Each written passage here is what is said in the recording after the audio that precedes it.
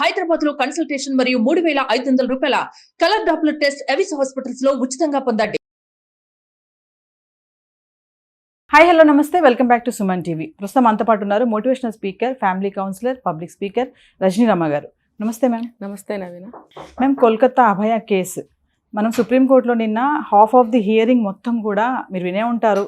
నేనంతా జరిగిన హియరింగ్స్ అన్నీ కూడా దాంట్లో కొన్ని ఏంటంటే విక్టిమ్ యొక్క వీడియోస్ కానీ ఫొటోస్ కానీ ఇవన్నీ కూడా ఎక్కడ చూపించొద్దని చెప్పి సుప్రీంకోర్టు ఆల్రెడీ చెప్పింది. అయినా సోషల్ మీడియా కూడా ఎక్కడ పోస్ట్ చేయకుండా అనే దానిపైన ఇంకోటి ఏంటంటే నైట్ డ్యూటీస్ కూడా వేయొద్దు, కోల్కతాలో ఉన్నటువంటి ఎవరైతే డాక్టర్స్ ఉంటారో నైట్ డ్యూటీస్ వేయొద్దు అని చెప్పేసి కూడా వీటన్నిటిపైన హియరింగ్లో మాట్లాడడం జరిగింది.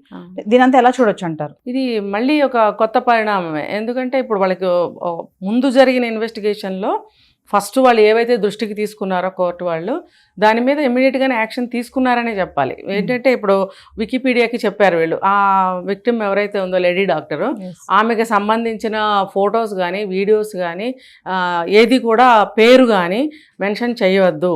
ఎందుకంటే ఇది వాళ్ళకి మనసుకు సంబంధించిన, పరువుకు సంబంధించిన విషయం కాబట్టి. ఇది ఇప్పుడు మీడియా వాళ్ళు, సోషల్ మీడియా వాళ్ళు కూడా ఇవన్నీ చూడరు. వాళ్ళ బిజినెస్ కోసము పెడితే జనం బాగా అప్డేట్ అవుతారు, వాళ్ళకి మనం నాలెడ్జ్ ఇస్తున్నాము.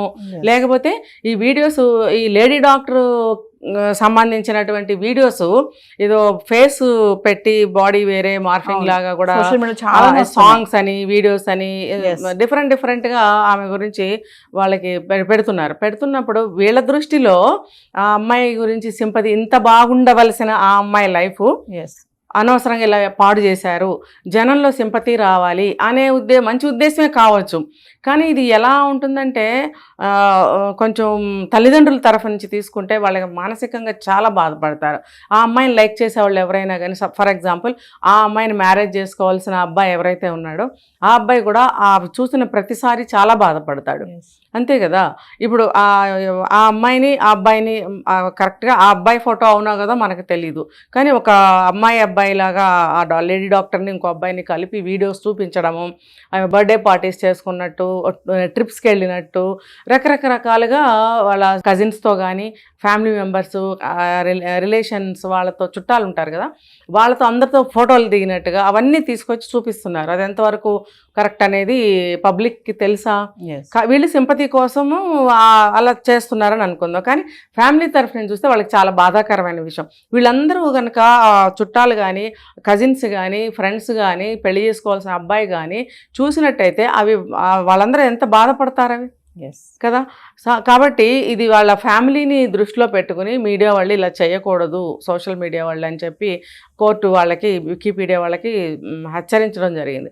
మరి అయినా కూడా ఇలా విపరీతంగా పెడుతున్నారు. రకరకాల వాళ్ళు డిఫరెంట్గా వాళ్ళు ఓపెన్ చేసేసి యూట్యూబ్లో ఇవన్నీ పెట్టేస్తే అది స్వలాభం చూసుకుంటే ఎట్లా? తప్పు కదా అది. మరి ఆ అమ్మాయి ప్లేస్లో ఉండి మీరు ఆలోచించాలి కదా.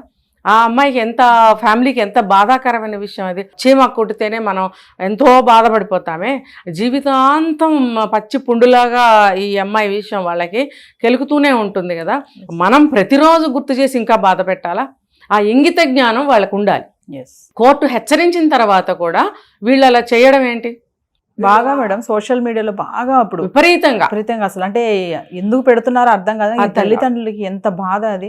అంటే వాళ్ళకు కూడా మనం రెస్పెక్ట్ ఇవ్వాలి కదా.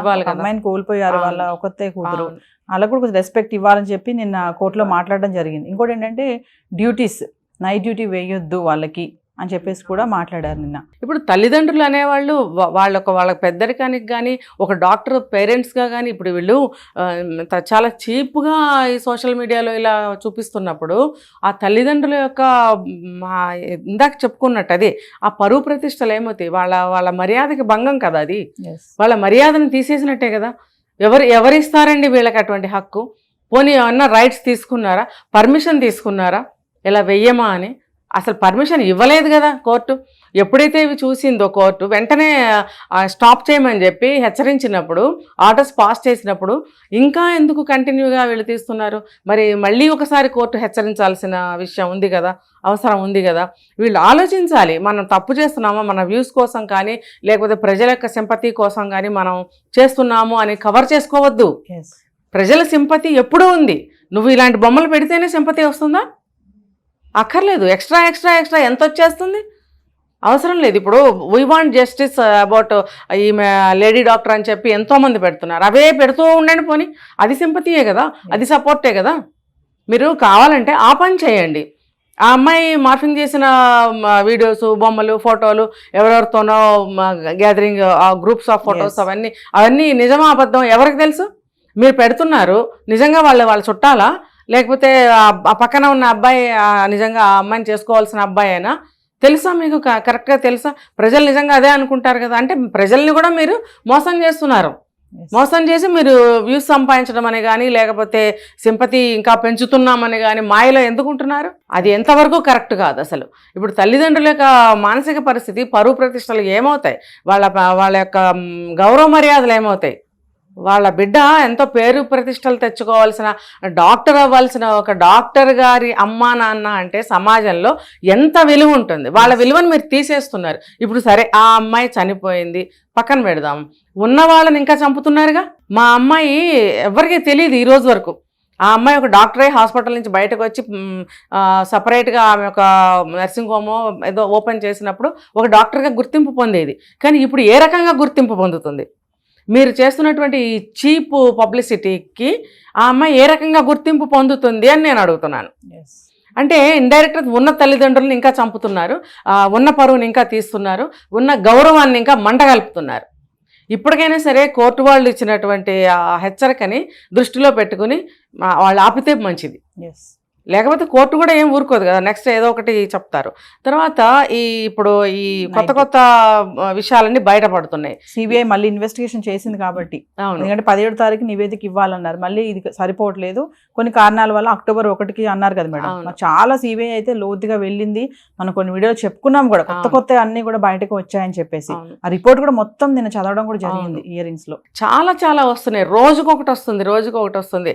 ఇప్పుడు ఈ సందీప్ ఘోష్ కూడా ఏవేవో నిజాలు చెప్తున్నాడని అంటున్నారు. అవి మనకి ఇంకా బయటకి రిలీజ్ చేయటం లేదు. ఇప్పుడు నిజాలు చెప్తున్నాడు అని అంటున్నారు. ఆ నిజాలు ఏంటనేది పబ్లిక్కి అవసరం లేదు, కోర్టుకి అవసరం.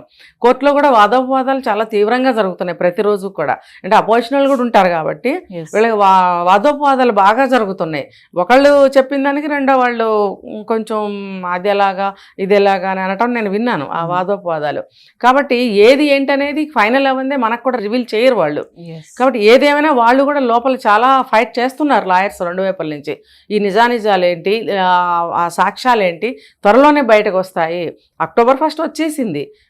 ఇప్పుడు నెక్స్ట్ అతనికి రిమాండ్ నుంచి ఛార్జ్ షీట్ ఫైల్ చేయడం కూడా జరుగుతుంది. Thank you ma'am.